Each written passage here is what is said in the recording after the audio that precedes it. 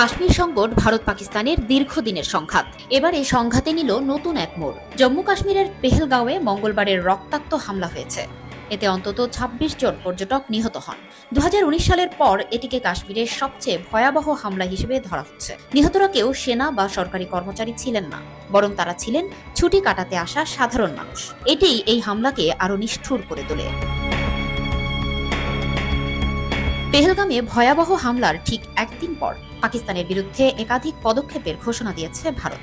এসব পদক্ষেপের মধ্যে রয়েছে ভারত পাকিস্তানের প্রধান সীমান্ত ক্রসিং বন্ধ করে দেওয়া, দুই দেশের মধ্যে বিদ্যমান পানি বন্টন চুক্তি স্থগিত করা, পাকিস্তানি কূটনীতিকদের বহিষ্কার এবং ভারতে থাকা পাকিস্তানি নাগরিকদের কিছু ভিসা বাতিল ও 2 দিনের মধ্যে ভারত ছাড়ার নির্দেশ।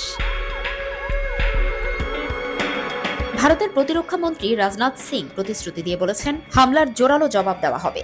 আর সেটা শুধু যারা হামলা চালিয়েছে তাদের নয়, বরং যারা এই নিন্দনীয় কাজের পেছনে আছে তাদের বিরুদ্ধেও ব্যবস্থা নেওয়া হবে। বিশ্লেষকদের মতে প্রশ্নটা এখন এটা নয় যে সামরিক জবাব আসবে কিনা, বরং কখন আসবে, কিভাবে নেওয়া হবে আর তার মূল্যই বা কতটা হবে। সামরিক ইতিহাসবিদ শ্রীনাথ রাঘবন বলছেন, তারা সম্ভবত এমন একটি জবাব দেখতে যাচ্ছেন যা দেশীয় জনতার কাছে সংকেত দেবে, আবার পাকিস্তানকেও বার্তা দেবে। ২০১৬ সাল থেকে বিশেষ করে ২০১৯ সালের পর ভারতের জবাব দেওয়ার মানদণ্ড হয়ে দাঁড়িয়েছে সীমান্ত পেরিয়ে অভিযান বা বিমান হামলা।